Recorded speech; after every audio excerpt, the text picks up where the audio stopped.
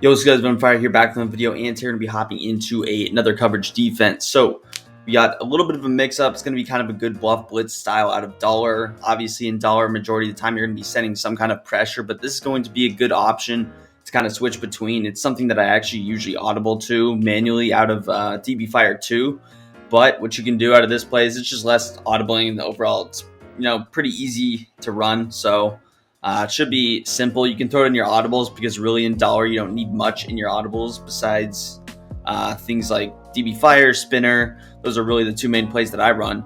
So the play we're going to run is going to be Cover 3 Cloud Show 2 on the right there. I usually post this play like every single year. It always does well. You guys enjoy it. So that's what we're going to run. I'm a big fan of Cover 3 Cloud Show 2, especially in this case because it's a symmetrical formation. So if the bunch is on the right or the left, it's an easy flip, and there's not a whole lot that goes into it. So offensively, we are going to be just coming out in some gun bunch just to kind of give you guys the normal look, because generally you'll be facing something like a gun bunch. Now you could face something different. It's definitely a possibility, but it's not necessarily a guarantee. So we're just going to throw a few of these popular plays in here. Things like double post, verts, and then we'll throw a Z spot right there. So again, Cover 3 Cloud Show 2, as far as our coaching adjustments go, we're just going to have baseline on. We're going to do whatever we want with these. Now, I'll talk about zone drops a little bit later, but for now, we're going to leave everything on default.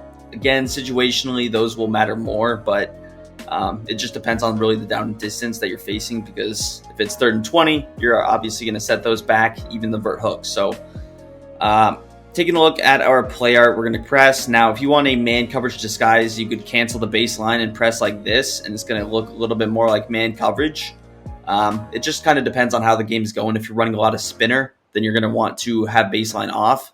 If you're running a lot of DB Fire 2, typically it's going to be in a baseline press format, although it could be in a man align format. It's just going to depend. Now, first things first, which side is going to be your cover 3, which side is going to be your cover 2.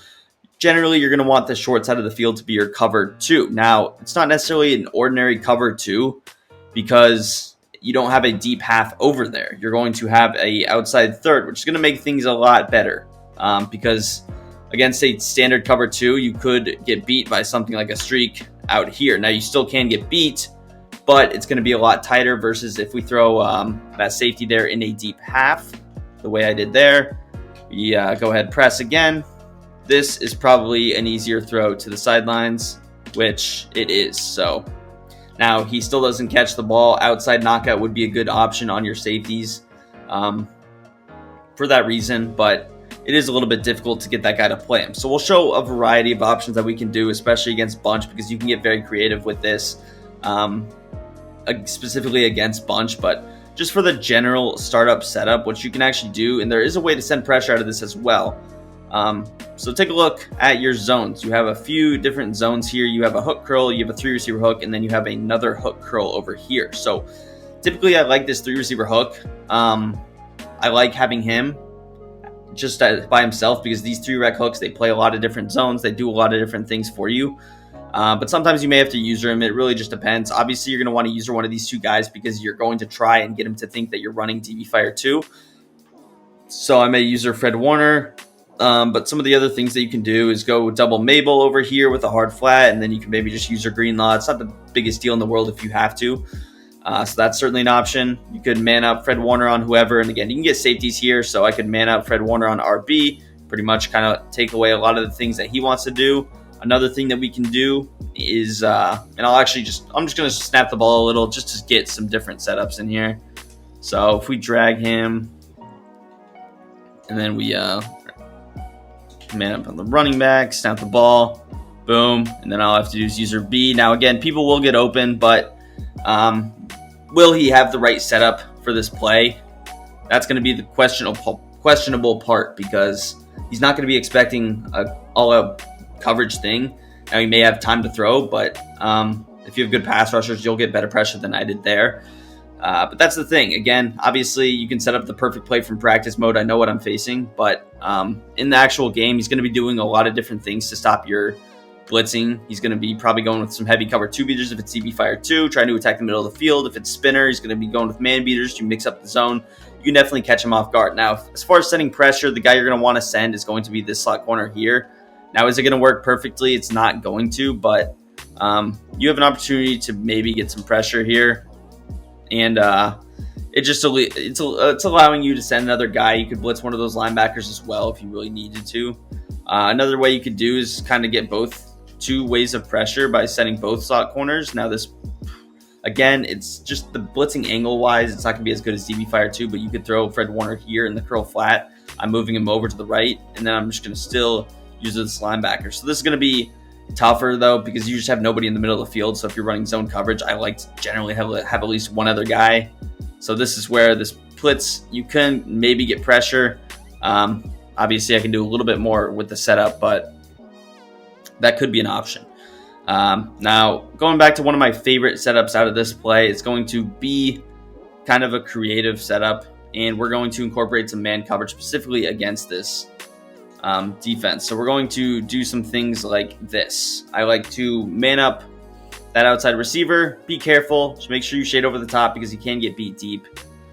So I'm definitely shading over the top if I'm running this play because those outside streaks can beat press man coverage.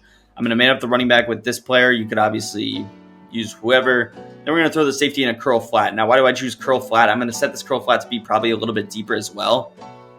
Why do I choose curl flat? The main reason that we do that is just because it's going to take away any kind of a deep route from right to left. If Sterling Shepard's on some kind of a C route, it helps out defending maybe a drag from right to left. He's there to make a tackle. And it allows me to really worry about the right side of the field to where I can take away something like this with my user, be able to defend that. And then again, nobody else is really open over here. Again, 3 receiver hook, you can do whatever you want with him. Now, I'm not sure why Nick Bosa, what is he doing over there? Like, is this I know this Giants offensive line sucks. You guys all watched it last night. But, yeah, so this defense can be good. And again, I wouldn't run it for more than one play at a time because he's going to catch on. So you want to go immediately back to running your spinner or your DB Fire 2. But it's just a good way to mix things up. Now, if you want to create a complete cover 2, that's where things can get a little bit interesting. You can incorporate some kind of a man coverage look. And this is a setup if you're only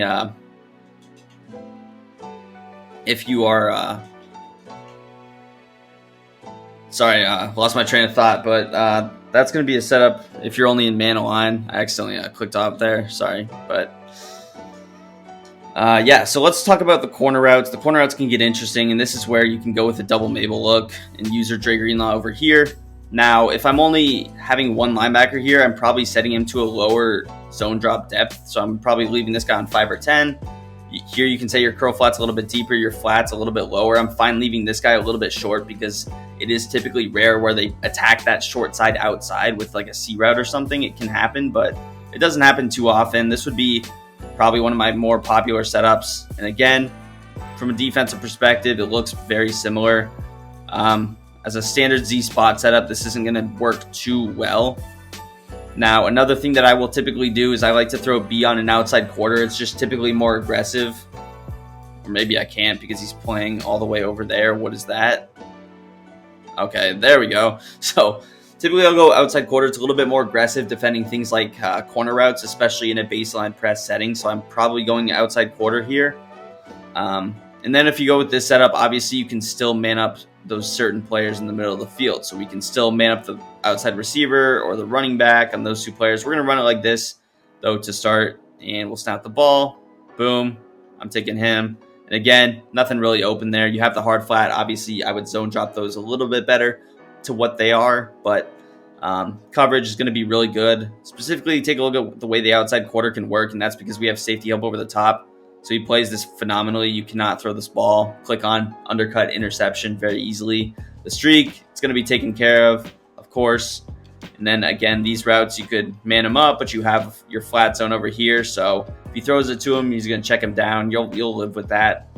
And then you have your user, which you can do here, and you have this extra zone. So again, extra zone, he would defend things like drags from the backside, but that's a good example of how to take care of one of those plays. To piggyback off that, we're going to go with kind of a similar setup and incorporate some of the man coverage stuff. So you could go with this setup once again. Now again, this is heavily relying on the user. This is going to be if he's running something like one of these Z spot setups that you would see. out of gun bunch, and it would kind of look like this. So this would be a good setup for beating things like Dollar. Sterling Shepard typically can get over the top on that press man-to-man coverage, or if it's zone, you have a corner out, and then you have just a little backside drag. So in this case, all I have to do is take away Waller here with my user and take a look at the press. Now, does Shepard get a little bit of separation? He does, and that is why you just have to know what he's doing. Now, it's easier said than done, but if that is the case, you can leave the safety help over the top and just go with that setup. Now, if I'm doing that, I'm going to have to rely on something like this as my setup, leaving the curl flat over there. And then we're just going to run almost a normal cover 3. So you can turn into a cover 3 over there, or we can actually turn the opposite side into a cover 2, and this would allow me to have some help on that right side. So, and then I'm going to throw deep half over there. Now, again, if it's a comeback, he either gets pressed like that or he gets really open. So just make those adjustments. Now, let's say if he's one of these players, he's like flipping his bunch. It's pretty simple because you have cover 2 now on the short side. Let's say you want to run cover 2 on the short side, which is perfectly fine. Now, typically what I'll do with the cover 2 is I will just go ahead, man up this slot receiver immediately. I'm not too worried about anyone else being on a corner out. Now, if it's stick, it's going to be a tough throw, but you will live with that. And then I would probably also man up the tight end here. So just going to man up both those players immediately. And this is a good situation where you can also man up these 2 guys over here. So you're almost turning it into just a straight up man coverage look. You have the deep help over there on the left. You're worrying about Sterling Shepard, that X guy coming from the other side.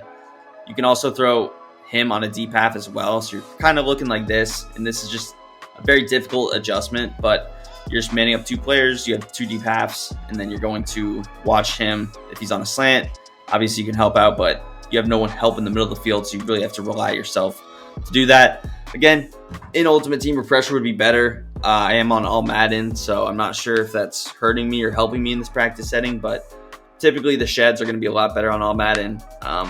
Maybe because I have the offense on all Madden. Their blocks are just unbelievable, but generally you'll be able to get pressure, and then you can send an extra guy off the edge, whatever you want. But that's going to do the video. If you guys enjoyed, hit that like button, subscribe to the channel down below, and peace. I'm out of here.